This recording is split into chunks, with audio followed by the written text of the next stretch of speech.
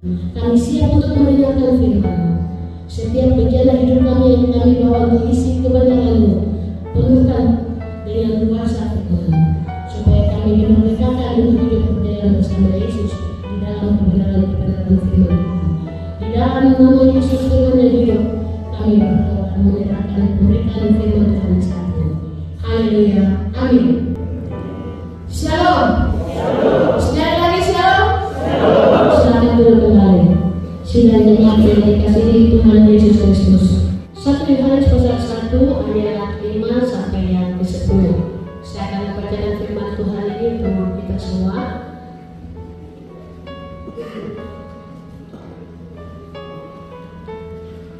Allah adalah terang. Kami sampaikan kepada kamu, Allah adalah terang, dan di dalam Dia sama sekali tidak ada kegelapan. Jika kita katakan bahwa kita beroleh persekutuan dengan Dia, kita hidup di dalam kegelapan, kita berdusta dan kita tidak melakukan kebenaran. Tetapi jika kita hidup di dalam terang, sama seperti Dia ada di dalam terang, maka kita beroleh persekutuan seorang dengan yang lain, dan darah Yesus anaknya itu menyucikan kita pada segala dosa. Jika kita berkata bahwa kita tidak berdosa, maka kita menipu diri kita sendiri, dan kebenaran tidak ada di dalam kita. Jika kita mengaku dosa kita, maka Dia adalah setia dan adil, sehingga Ia akan mengampuni segala dosa kita dan menyucikan kita dari segala kejahatan. Jika kita berkata bahwa kita tidak ada berbuat dosa, maka kita membuat Dia menjadi pendusta, dan firman-Nya tidak ada di dalam kita. Amin.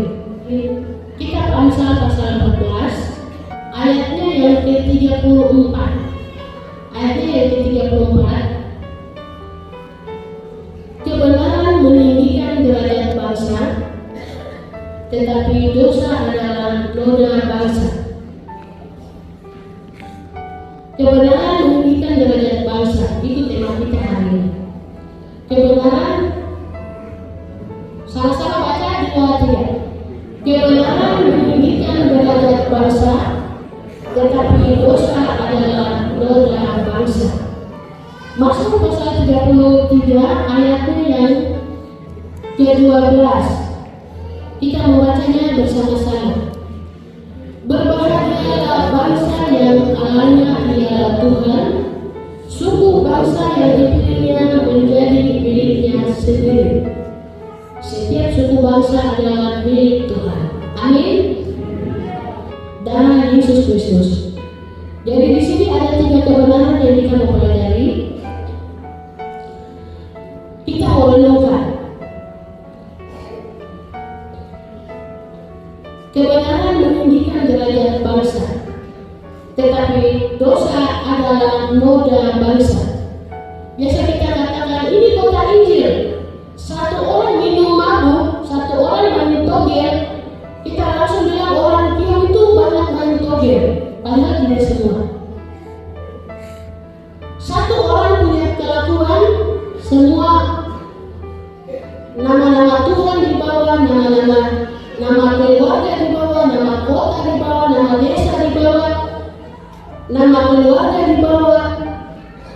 di bawah-bawah dalam perbuatan dosa orang itu.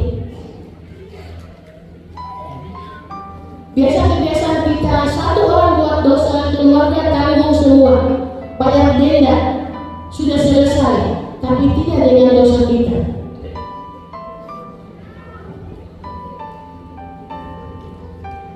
Tidak dengan dosa kita.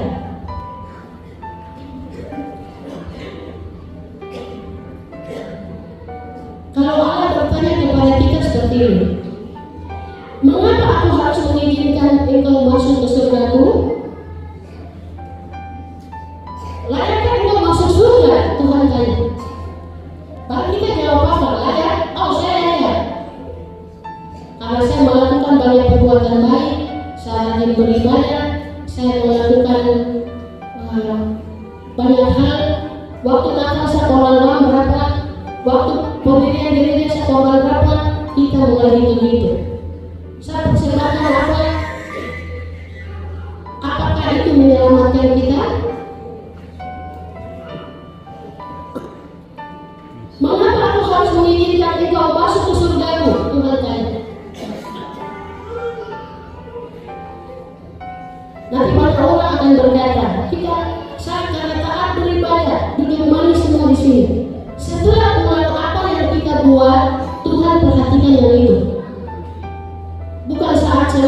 di gereja ini, melainkan semua.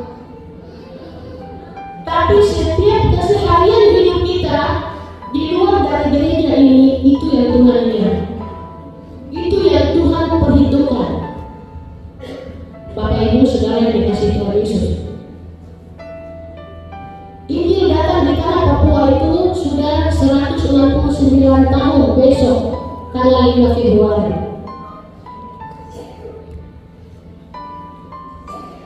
Terang Injil telah tertanam di bumi Cendrawasih.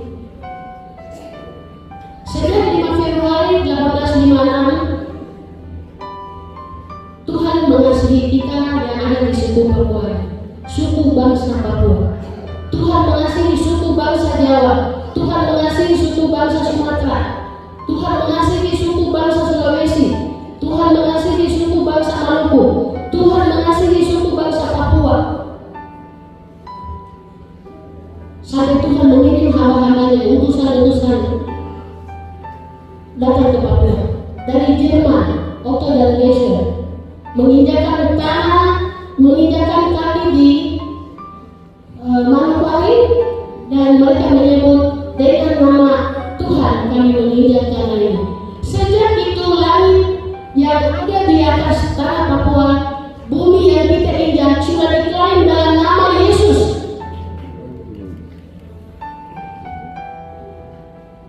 Sudah diklaim dari nama Yesus. Sudah diklaim dengan kebenaran firman Allah. Sudah diklaim dengan keadilan, kebenaran. Tidak ada yang bermain-main. Sejak tanggal 28 Oktober, hamba-hamba Tuhan injak tanah di Kampung Belanda, di Tiong ini. Sudah tanah Tiong ini sudah dipersembahkan kepada Yesus. Tidak ada lagi yang mengaku bahwa ini saya punya hak layak, saya punya tanah, saya punya. Sementara saja kita di dunia.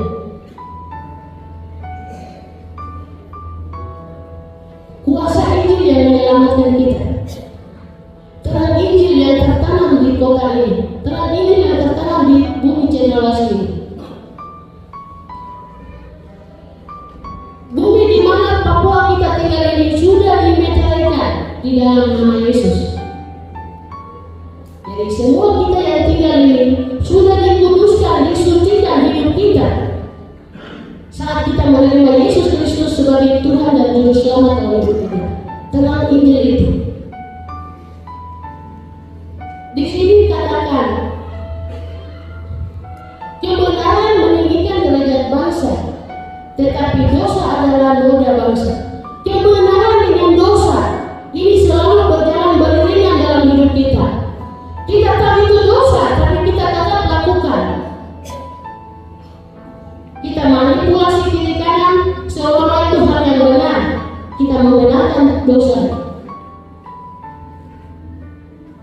Bagaimana bangsa kita mau dikenal orang-orang yang hidup bagaimana? Dalam terang Injil atau dalam kegelapan? Injil sudah menerangi hidup kita, tapi perbuatan kita tetap melakukan dalam dosa. Kita kompromi. Jadi dosa dan kebenaran itu selalu beriringan berjalan bersama. Kita tahu itu dosa, tapi susah sekali tinggalkan.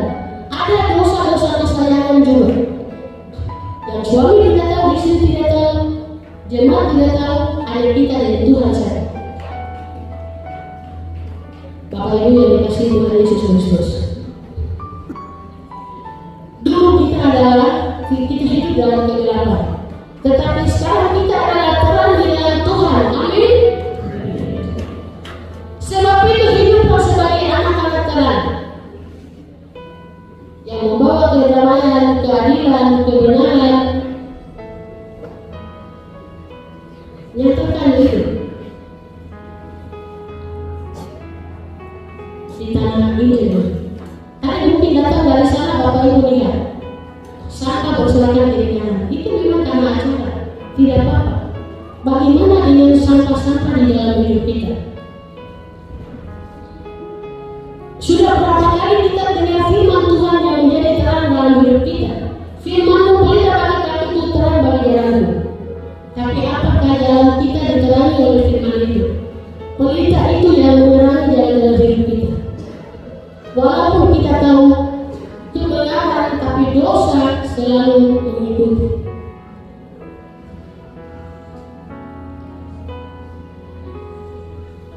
Sering kita dengar, barang siapa bekerja di tanah ini dengan jujur, dengan adil, dengan benar, maka dia akan melihat dari satu tanah yang ke tanah yang lain. Setiap kali kita masuk, kita dengan adil. Tapi bagaimana sehari-harinya hidup kita? Apakah terlanjur itu menuntun kita atau kita melawannya?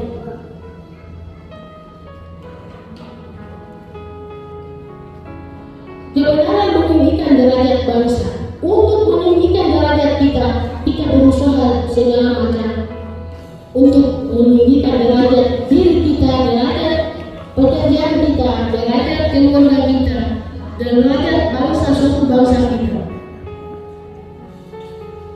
Seorang Papua, kau tidak tahu, itu dalam rangka meninggikan derajat bangsa, suku bangsa.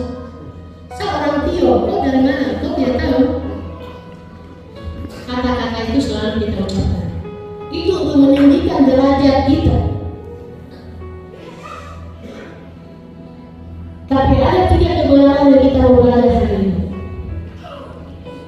Kebenaran yang pertama, kebenaran menolak kuasa dosa. Tadi di bacaan yang tadi kita baca di situ Yohanes 1 ayat 5 sampai 10 kita baca di situ. Kita bilang kita tidak ada dosa, maka kita menipu diri kita. Dan biarkan terang Injil menerangi hidup kita, supaya ada dosa-dosa yang Tuhan singkapkan, minta ampun dari Tuhan. Tadi saya bilang, nanti Tuhan ada.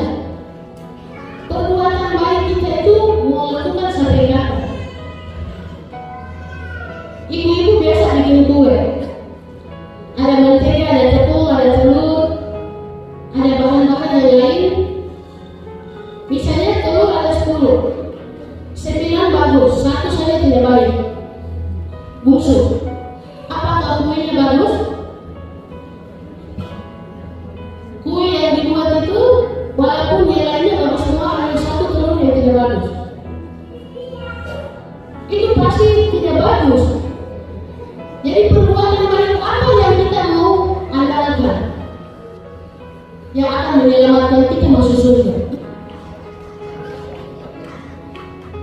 Hanya karena anugerah Tuhan saja. Keselamatan diberikan gratis, tapi seringkali kita tidak menghargai itu. Karena gratis kita tidak menghargai kuasa Injil itu, tidak menghormati nama Allah di tempat ini. Karena saking gratisnya. Tapi mari Bapak Ibu yang dikasihi Tuhan Yesus Kristus, saudara yang dikasihi Yesus, Allah sangat mengasihi kita. Tidak memberikan keselamatan cuma-cuma, hanya dengan iman yang menyelamatkan. Bukan iman yang melompat dalam kegelapan, bukan iman yang dia akal budi saja, bukan. Tapi iman yang menyelamatkan, yang percaya bahwa Yesus telah datang, lahir sebagai manusia. Yesus benar-benar mati disalibkan untuk menebus dosa saya, dikuburkan, bangkit dan naik ke surga. Dia akan datang kembali menjemput saya. Itu iman yang menyelamatkan. Bukan iman yang lain-lain. Iman yang lain-lain itu iman akal budi. Saya selamat karena saya melakukan ini dan itu. Iman yang melompat dalam kegelapan.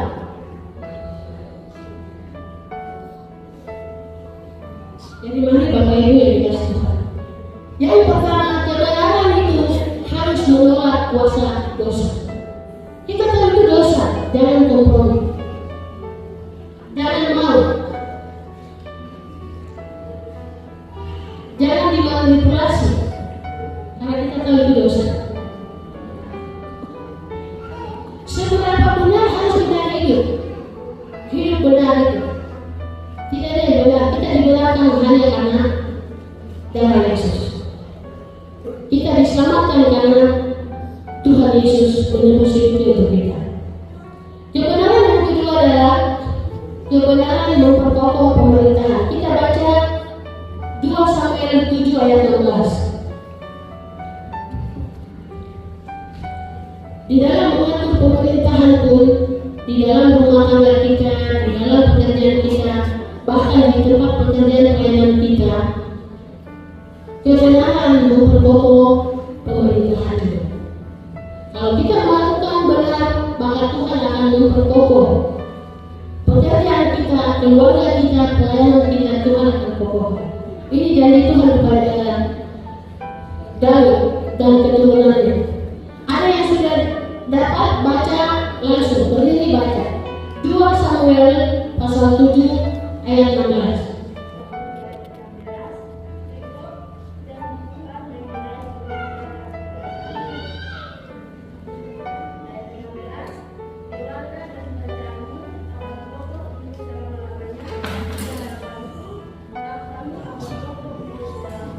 Amin. Orang-orang yang hidup benar, firman Tuhan dikatakan, yang kerja dimanapun, entah di pemerintahan, di keluarga, di masyarakat, siapapun Anda, firman Tuhan ini memberikan kita harapan bahwa Tuhan akan orang yang hidup benar, Tuhan akan memperkokoh keluarganya, pekerjaannya, pelayanannya, tetap untuk selama-lamanya. Tapi kalau jika kita melakukan yang tidak benar, maka Tuhan akan ambil dan berikan kepada orang yang hidup benar, orang yang melakukan kebenaran. Jadi pekerjaan yang kita miliki, mari hargai, mari kita lakukan pekerjaan kita dengan kesetiaan dan tanggung jawab, dengan kebenaran di dalamnya. Saat kita melakukan, saat diberi kepercayaan kita tidak menjaga, Tuhan bisa ambil kasih orang lain yang Tuhan mau percayakan. Jadi mari jangan bermalas-malas dalam pekerjaan dan pelayanan kita masing-masing. Lakukan tugas panggilanmu di tempat pelayanan masing-masing. Maka Tuhan akan memperkokoh keluargamu dan pemerintahanmu, kerajaanmu. Tuhan akan memperkokoh untuk selama-lamanya. Yang ketiga, kebenaran menumbuhkan damai sejahtera di antara kita.